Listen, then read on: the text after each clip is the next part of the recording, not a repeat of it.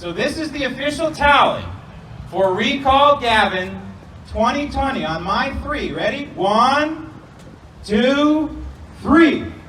Hold them up high! Wait a minute.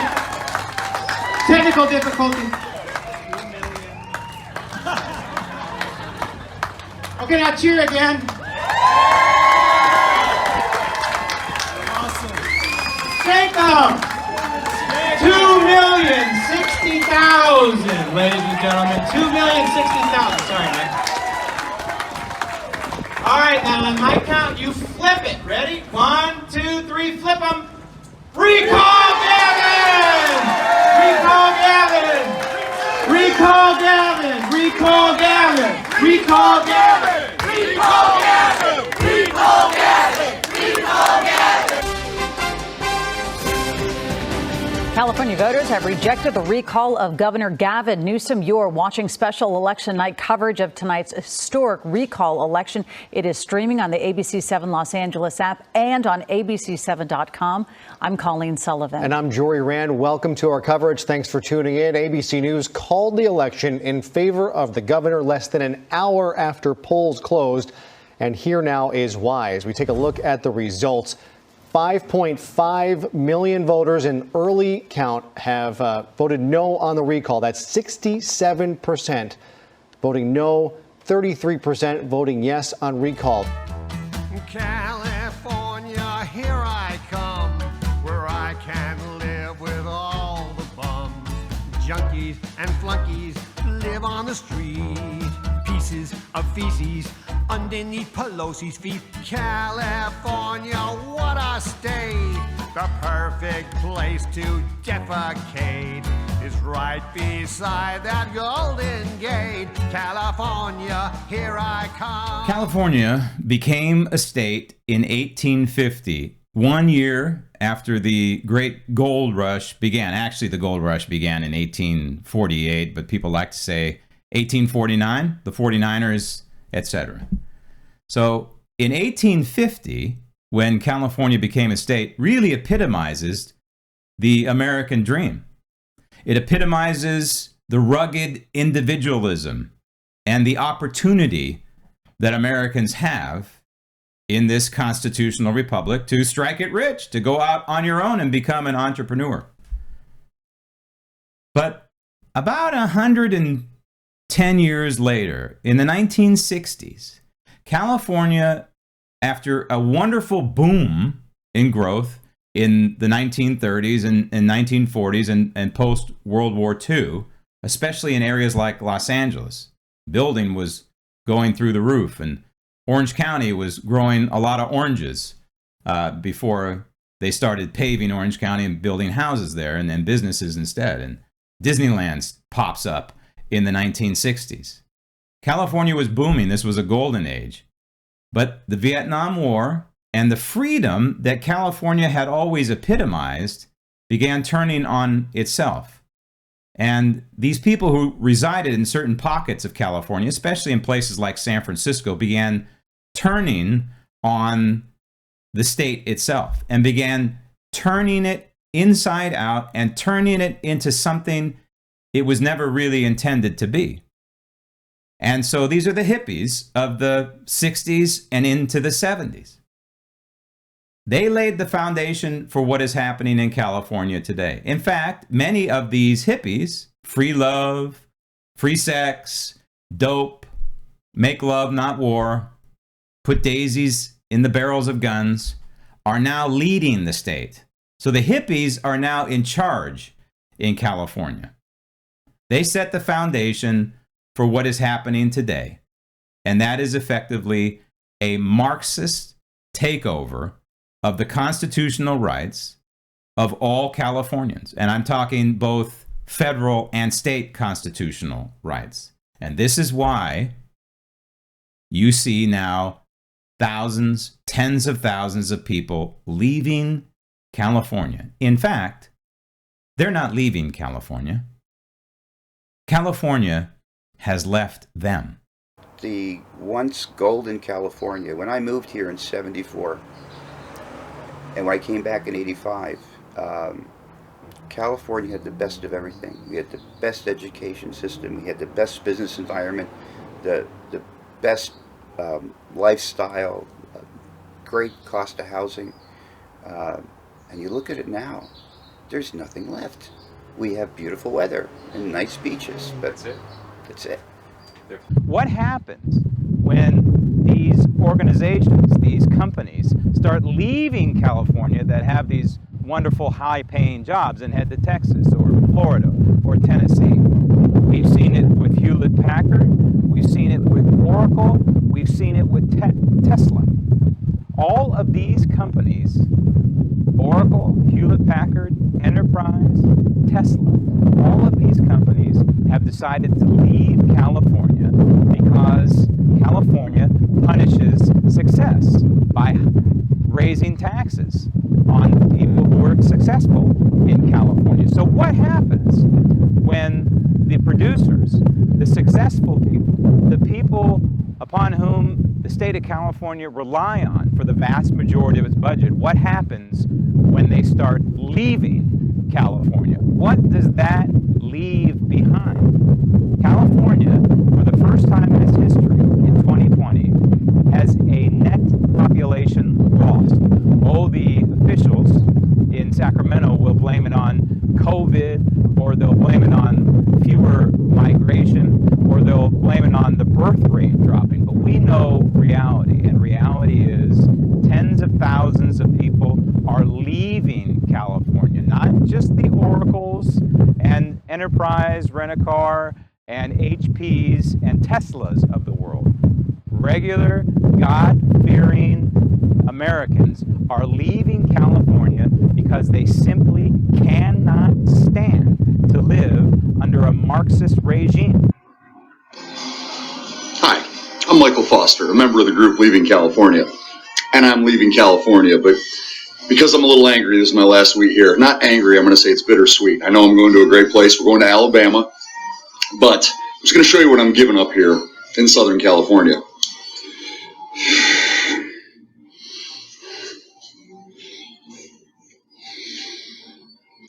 I grew up in Southern California, and I am sharing this video to say, peace out.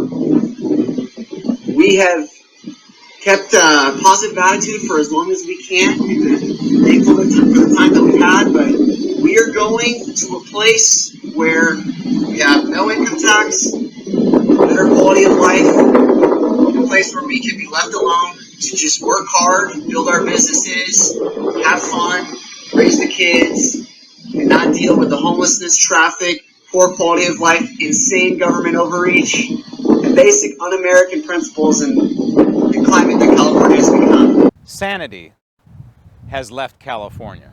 In particular, in certain cities, in certain counties in California, it has become virtually impossible to live.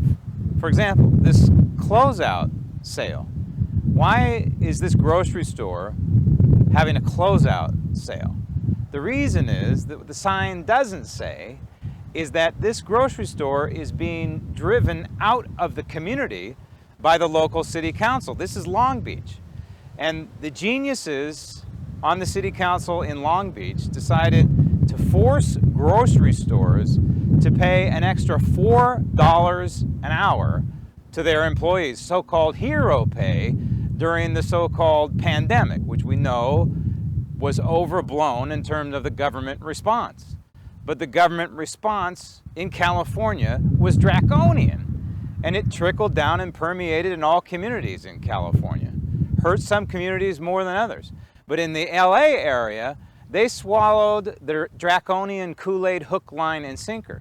So here in Long Beach, which is adjacent to Los Angeles and in Los Angeles County, there was a mandate by the city council to pay workers at all grocery stores, so-called heroes, $4 more per worker per hour. And so the owner of this grocery store, it's part of a conglomerate, part of a chain, said, hey, we can't operate this way. You can't mandate to us that we need to pay our employees $4 an hour more. going to go broke. There's no way. The margin in grocery stores is too narrow. But this is the way politicians, in particular Democrat politicians, think in California, whether it's at the city council level or up in Sacramento, all the way to the governor. That is, they can dictate to businesses what to do and how to operate their businesses and how to make money. Well, they can't make money if they're being told to pay their employees more.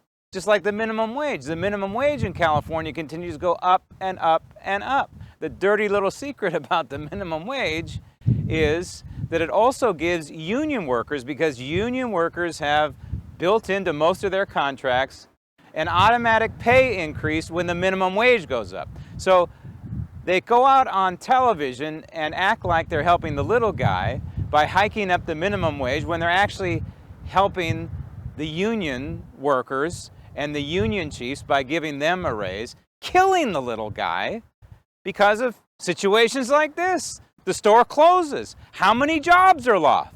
50, 60, 70 jobs? Gone. Poof. This is one of 2 grocery stores in Long Beach that has decided to leave California effectively, closing the stores because it's too expensive to operate in this state. As for tax structure, yeah, I mean, it's more than just tax structure. It's all these fees. It costs in Florida about $25 to $35 a year to register your car.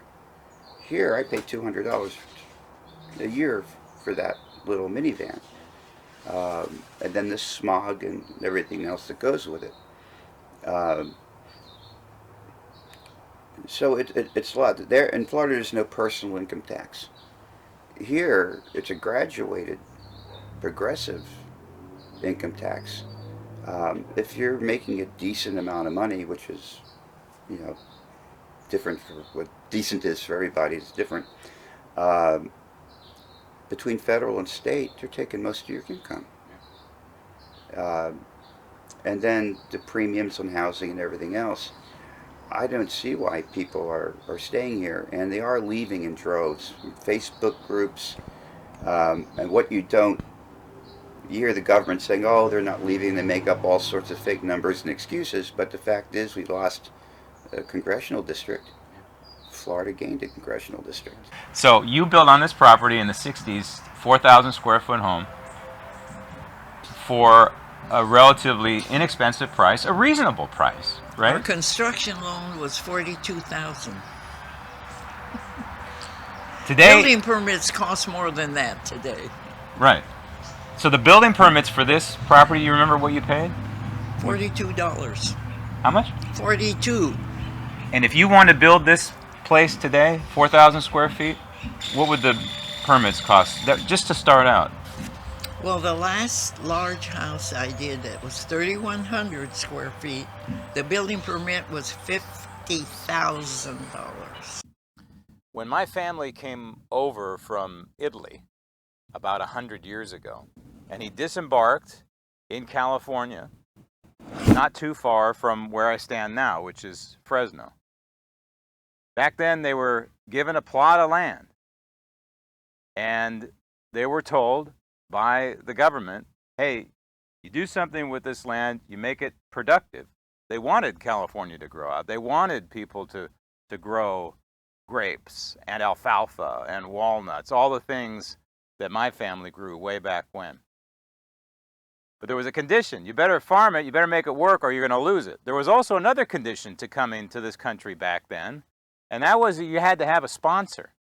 You couldn't just come to America and say, hey, I'm going to start growing grapes. It's not the way it worked. There had to be somebody who would stick their neck out on your behalf. And the government, even though it worked rather slowly back then because they didn't have these things called computers, kept track of people who came to this country and whether they honored their commitment. But basically, he had a contract with the United States government, also California, if you will, to come here to this country, had to have a sponsor, had to have a reason for coming here, had to do it legally, Yes, and absolutely. then had to till your land and turn it into something, or the contract would have been Yeah. void, basically. They were giving 40 acres to start.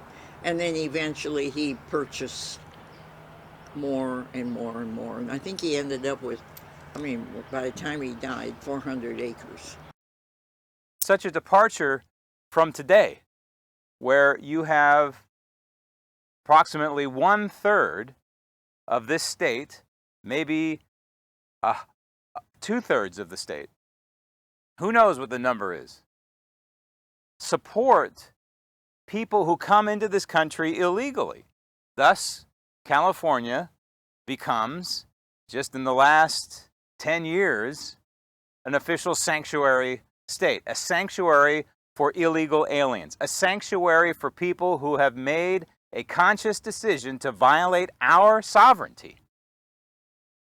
California supports that. Not only supports them violating our sovereignty and gives them shelter from prosecution from federal officials, but aids and abets their crime against the American people by allowing them to have services, allowing them to send their children to the public schools, allowing them to live off the government and receive, for example, tax refunds when they haven't paid into the system. That's the California of today. A complete and total 180 of what it was like 100 years ago. San Diego, we did it. Today, in a historic vote, the County Board of Supervisors approved our action to provide legal representation to all immigrants detained in San Diego County and facing deportation. This is really a historic day. It's been a day long awaited and long coming. We would not be here without the work of so many people, so many grassroots groups, so many organizers, so many community leaders. Because the fact is that here in the United States, the U.S. Constitution protects the rights of everyone to have due process, to make sure that we're innocent and before we're guilty, to make sure that we all have a fair day in court. And for far too long, these basic rights have been denied to immigrants in our community that have been whisked away from their homes, who are facing deportation back to places where they'd be very, very unsafe. Today, the illegals are completely protected. They are sheltered in this state, which is doing great harm, not only to the society in this state, and putting a huge burden on the taxpayers, helping out people who have violated our sovereignty, violated our federal law, violate local law by just simply being in this country illegally, but is an attack on the rule of law. The rule of law in California now is whatever the crazy legislature comes up with.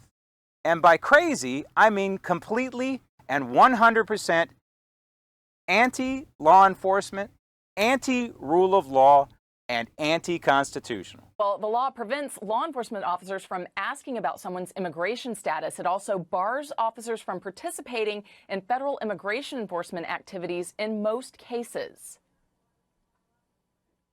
The California legislature and Governor Jerry Brown are basically saying California is a sanctuary state and it is not going to assist the federal government in deporting illegal aliens.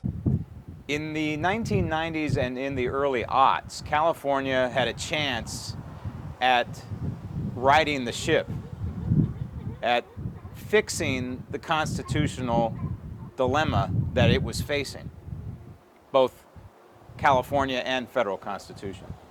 The voters of California in the early 1990s approved something called Proposition 187. Proposition 187 effectively denied all public services, accommodations, monies to illegal immigrants. It effectively told illegal immigrants, hey, don't come to California and expect to collect welfare or live in government housing, among other things, and send your kids to public school. It wasn't going to happen. Denied illegal immigrants the ability to send their children to public schools, among other things. Imagine that. In a state today that boasts itself as a sanctuary for illegals, just 20-something, 30 years ago was saying, hey, we're going to deny these services to illegal immigrants. Wasn't that long ago. Prop 187 was passed by voters by a pretty fair margin, but immediately it was challenged in court. The lawyers began attacking and chipping away and tying it up in court. So Prop 187 never took effect in California. It was basically a symbolic vote among California voters at the time to say, hey, we're going to stand up against illegal immigration.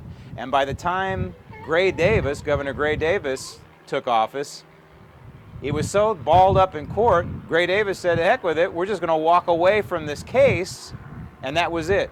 187 was effectively canceled by one guy, the will of the voters in California, canceled by one guy, Gray Davis.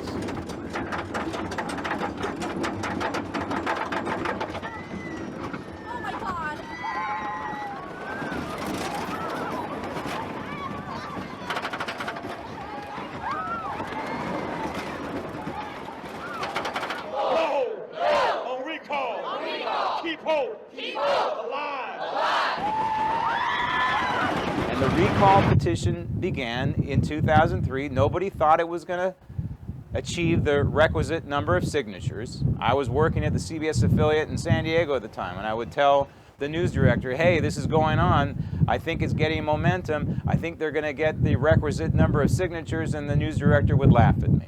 And I would go back and say, hey, they got more signatures. They said, hey, it's not a story, until they couldn't ignore it anymore. Yes, the number of signatures required to trigger an election in 2003 happened. And so voters, a few months later, were given the choice. Number one, do you want to recall Gray Davis? And number two, if you do want to recall Gray Davis, for whom would you vote? Well, we now know the results. A guy who used to be an actor, a guy who used to be a bodybuilder, a guy who called himself a Republican, won that election, not with a majority of vote, by the way, but a plurality. His name, Arnold Schwarzenegger. It looks like that Arnold Schwarzenegger is going to be the 38th governor of the great state of California. We're waiting for him to come out. We've been waiting for Arnold Schwarzenegger for the last 5 or 6 hours. He's due out any minute. He was waiting, of course, for Governor Gray Davis to deliver his concession speech. Indeed, Gray Davis has. We've heard from Bustamante, and now it should be just a matter of moments before we hear from Schwarzenegger. There are plenty of dignitaries here on stage, including Gary Busey and Rob Lowe. We had reports that Jay Leno was somewhere in the house, but I got to tell you, security here is as tight as I have ever seen any kind of presidential candidate. It is very loud here right now. I'm going to step aside and let you see what's going on. I think the pictures say 1,000 words. The people of California have spoken. They have spoken resoundingly. And you're looking at the 38th governor of the great state of California. But the problem was, old Schwarzenegger said he was a Republican, but governed not unlike Gray Davis. And he tried to get along with the assembly instead of standing up to the assembly, which has always effectively in the modern era been under Democrat radical control. And so Arnold Schwarzenegger served about a term and a half and was a huge disappointment to both Republicans and constitutional conservatives alike. The left loved him. Left loved Arnold Schwarzenegger because he went along with a lot of their policies that were helping to destroy liberty and freedom in California. And then it opened the door to Jerry Brown 2.0. Now, the California Constitution explicitly says that a person can only serve 2 terms as governor, but it doesn't explicitly say you can serve 2 terms of governor, take some time off, go study your naval in India somewhere, as Jerry Brown did, hang out with Linda Ronstadt, as Jerry Brown did, go do other things for about 20 years, and come back and run again for governor and serve 2 terms. And that's exactly what Jerry Brown did. In 2011, he went back to the gubernatorial well once again, and the voters of California were dumb enough to elect him as governor, Jerry Brown 2.0, which ushered in probably the beginning of the end of any kind of constitutional sanity in the once golden state. During the 1980s, when we had George Deukmejian, we had a relatively rational government in this state. But as time has gone on, and we've had attorney generals like Bill Lockyer, Jerry Brown, and Kamala Harris, they have set the litigation stance for the state.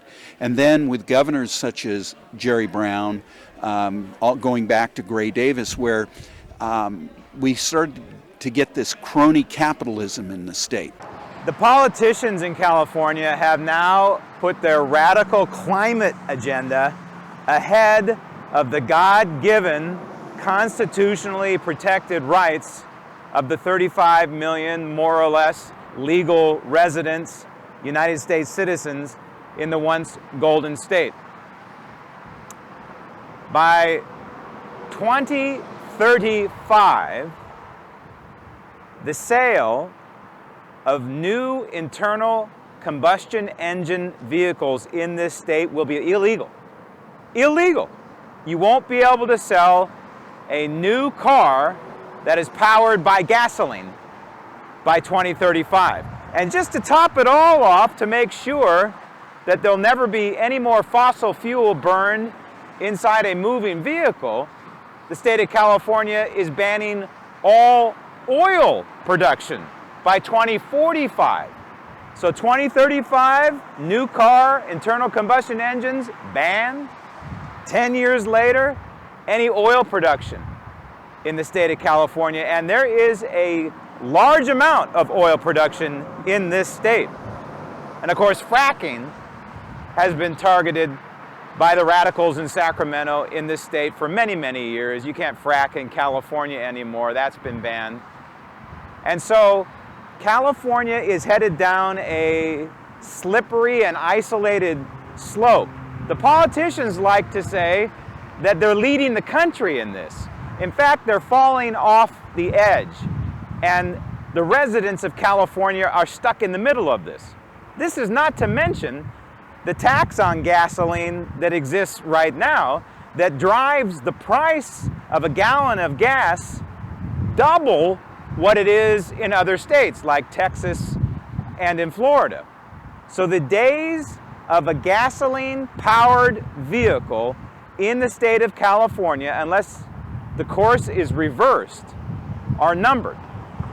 The problem is 60% of all electricity is produced by petroleum.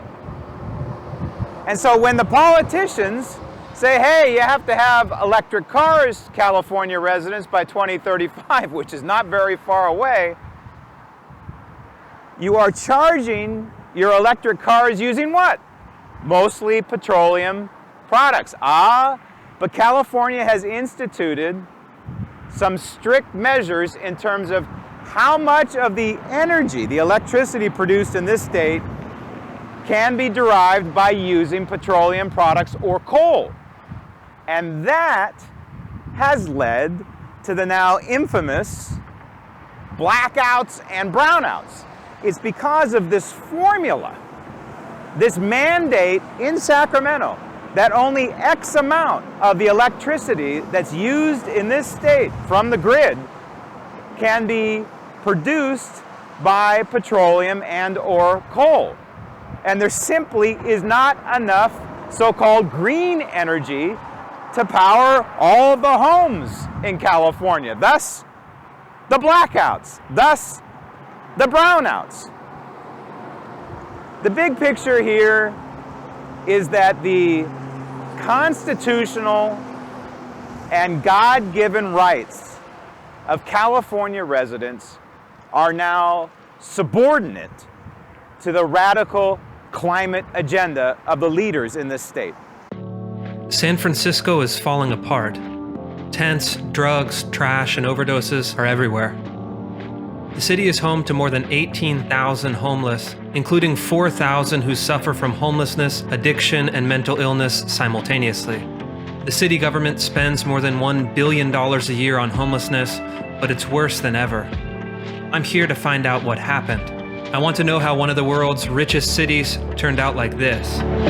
No city in California symbolizes the internal decay in the once golden state more so than this city, the city by the bay, San Francisco, California. This is the city that I grew up in.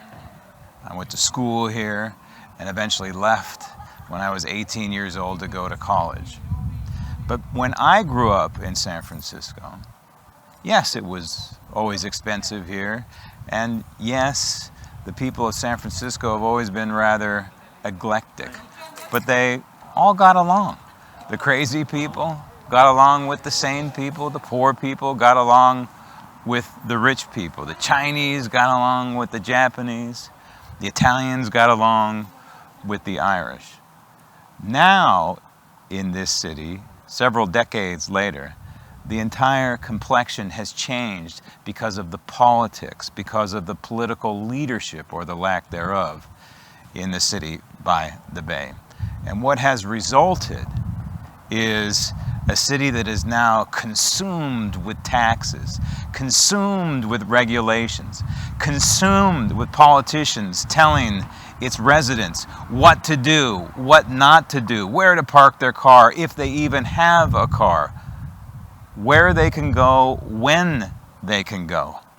San Francisco is without a doubt the most regulated city in California, in the United States, possibly on the planet. As a result, many San Franciscans are saying they've had enough. They've had enough of the pestilence on the streets, the homeless people defecating right on the sidewalk and shooting up heroin right on the sidewalk. So they've left. In fact, San Francisco has seen a huge depopulation year over year, 2020 to 2021. During the year 2020, San Francisco saw a whopping 650% decline in population. It's huge. The state of California saw a net decline in the year 2020 of an annualized rate of close to 500,000 people for the entire state, but San Francisco tops the charts. And one of the reasons is its anti-business policing of people trying to make a dollar in this city. Taxes are through the roof, and the regulatory process of opening up a restaurant or just opening up a business in this town is incredible. Yet people continue to live here almost as a badge of honor, living through the insanity of a town like this.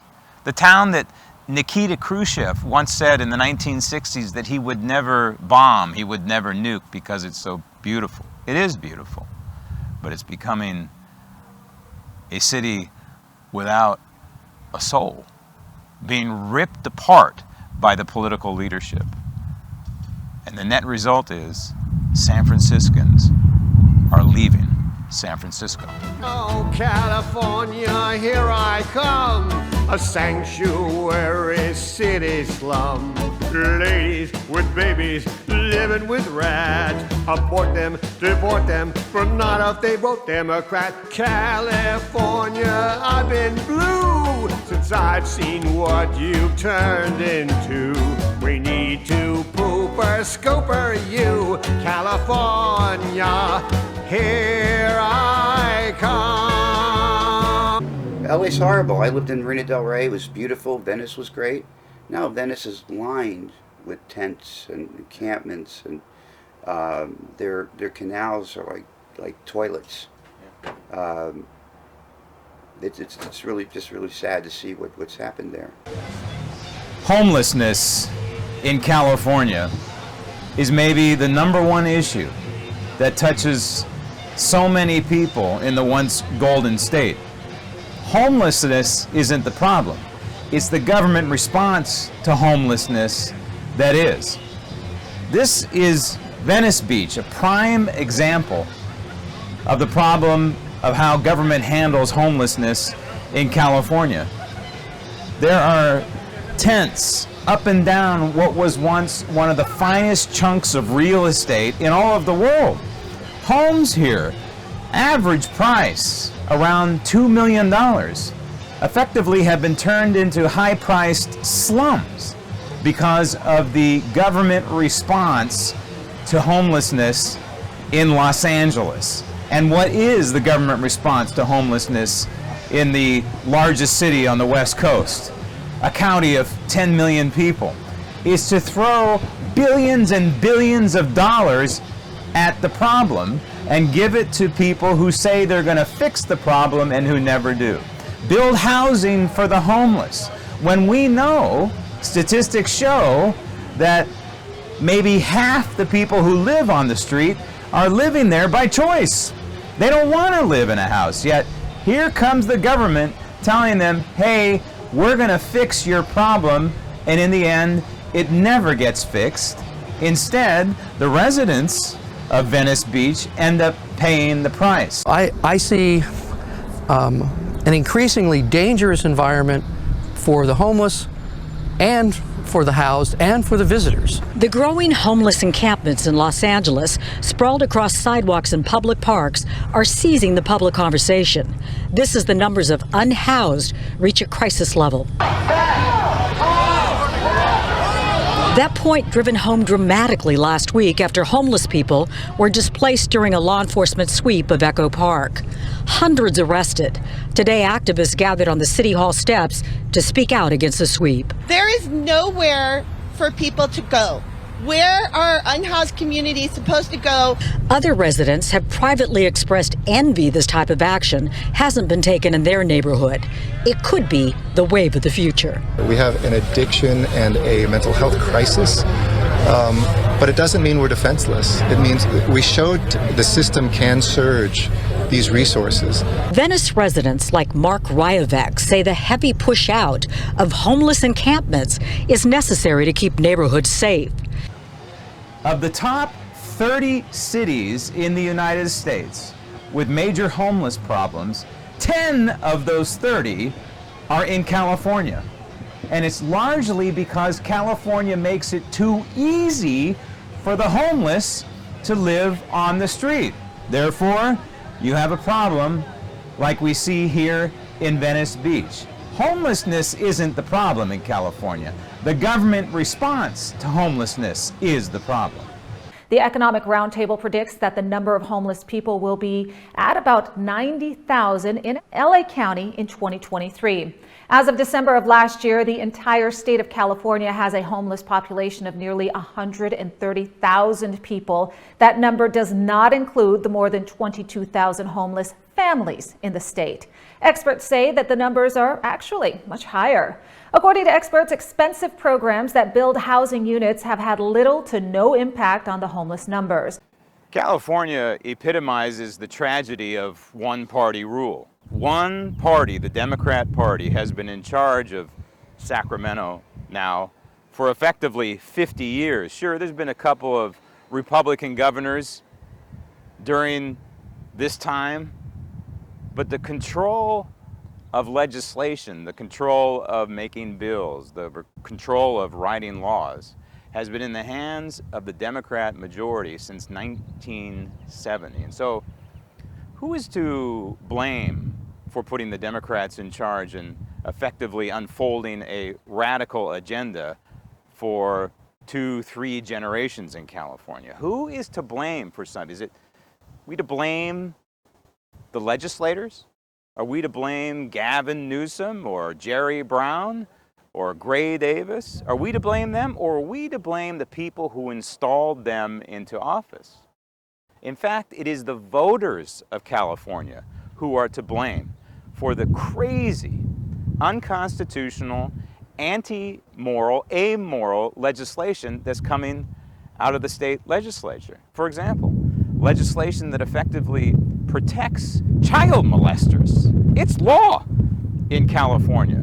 Open season on abortion, which most of America still believes is murder. Yet in California, it's no more difficult than walking down to Starbucks and getting a coffee.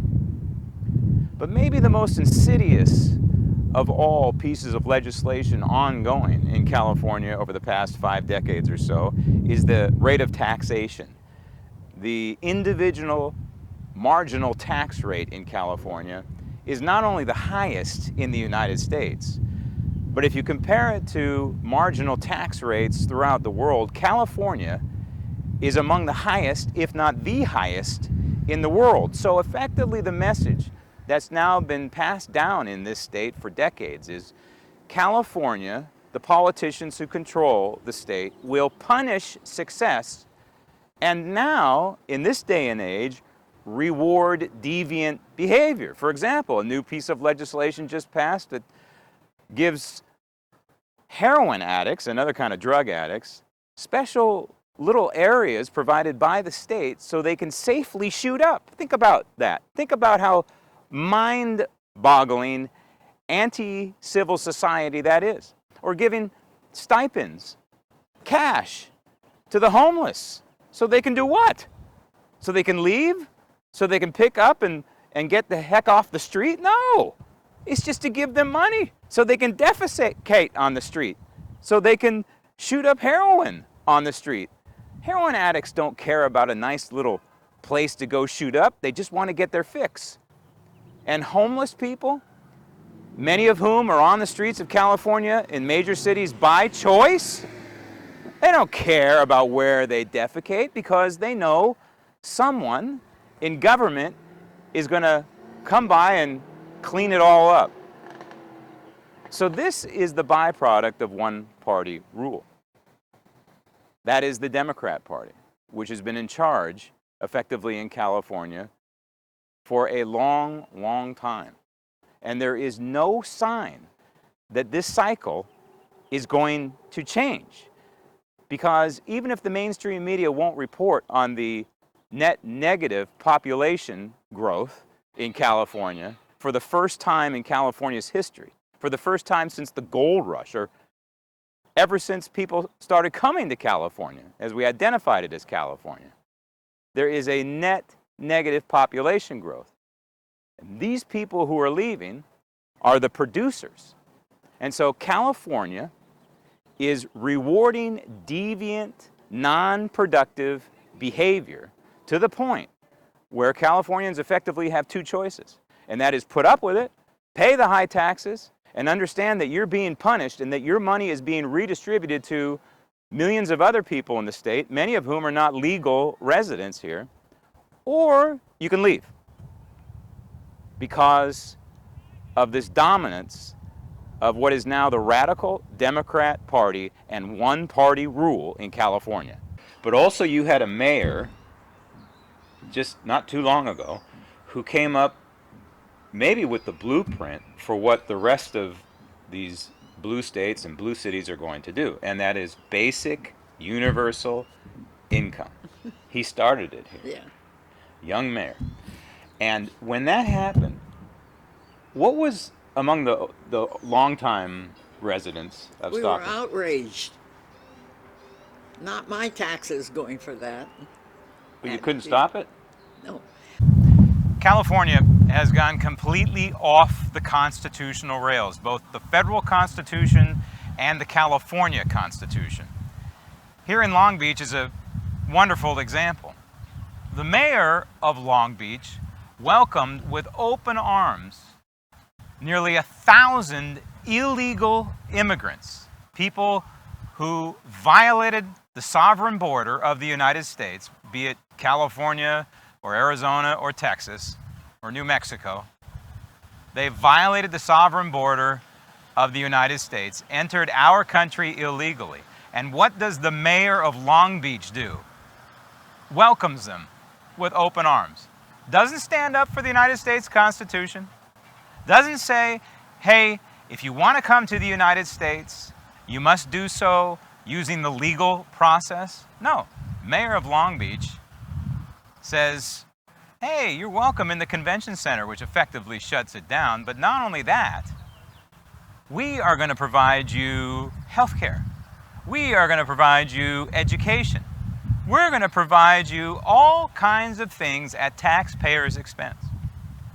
How does a mayor of a major city in California get away with violating the United States Constitution and violating the state constitution for that matter? Well, one answer is because California is so-called a sanctuary for illegal immigrants, which is totally in defiance of the United States Constitution, and declaring a state being a sanctuary for illegals is in and of itself unconstitutional. But more importantly, the mayor of Long Beach is protected by other Marxist leaders at the state level, starting with the governor of California. He wouldn't be able to get away with harboring illegal immigrants in this state without the full support of people in Sacramento. But it's the voters of Long Beach who are having their rights trampled upon by this unilateral move by the mayor of Long Beach. The residents of Long Beach didn't have a say in this. They weren't questioned, hey, do you want to allow 1,000 illegal aliens inside your convention center? They were never given a vote. It is government without representation. No consent of the people. Instead, it's just being rammed down the people's throat because the mayor of Long Beach knows he can get away with it. Why can he get away with it? In the end, it's because he knows, like the governor of California knows, that the majority of Californians do not know the Constitution. They're not paying attention to the federal Constitution. They don't understand the Constitution because they're not being taught the Constitution, nor are they being taught the California Constitution. But immigration is a federal function.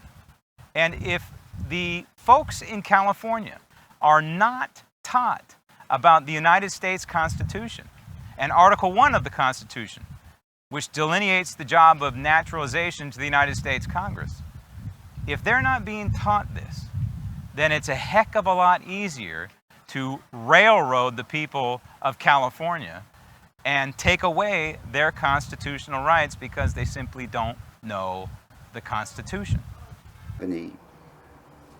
I don't have any faith in our political system here anymore at all. You have any faith in the people that they can fix it? They have the will to fix it? They understand what's wrong? Or they're just going to, they're like the proverbial frog in the hot pot and the water's just getting warmer and warmer? For instance, today I was doing some work over in Cardiff, right by the beautiful ocean, nice breezy, and people were just wearing masks and take a sip of coffee at the coffee shop next door, put the mask back on, you know, take it off of the phone, put the mask back on. They are like nice little Marxists. They do what they're told, and they're letting their freedoms go. And once freedom is gone, you don't get it back. You know, Ben Franklin said, the American people will uphold the United States Constitution. He said this in 1787, until they choose a despotic government over liberty. Well, we're there, folks. Too many of our neighbors are choosing despotic government over liberty. So this is the solution at the federal level. At the state level, yes, recall Gavin, of course. But we need some structural changes. And on my website, grahamledger.com, I have Fix California. I propose, similar to what we do at the federal level, we use the California Constitution in order to effect structural, permanent changes to the California Constitution. The California Constitution has been amended 500 times, which is crazy, but that means the threshold is relatively low, as Mike Netter knows. It is a task to get 1.5–2 million signatures, but it can be done. Permanent structural changes to the state of California so you do not have a dictatorial governor in Sacramento, and if you do, the people at the local level would have recourse. So I'm humbled and grateful to the millions and millions of Californians that exercise their fundamental right to vote and express themselves so overwhelmingly by rejecting the division, by rejecting the cynicism, by rejecting so much of the negativity that's defined our politics in this country over the course of so many years. But he got up here and he said that this was not just voters voting no. This was them saying yes on a lot of different issues. This was them saying yes to science, yes to vaccines, yes to ending this pandemic. He says that this was not just about Californians, though, that what happened here resonates across the country. And so the results of the recall election in California really epitomize where the once golden state is right now from a political perspective. It is completely and totally taken over by a Marxist mindset. But in the end, it's not the fault of Gavin Newsom. It's the fault of the people who are supporting Gavin Newsom, the Marxists in Sacramento. And so the Marxist Democrats in California have what you might call a political royal flush. And they're playing that hand every day. And so the people of California, the majority in California, are okay with that. Which means that from a constitutional perspective, both state constitution and federal constitution, California is off the cliff. And once you are off the cliff, you will not come back. You will not survive that dive. Indeed, people are leaving California, but in reality, California has left these patriotic people. It's over.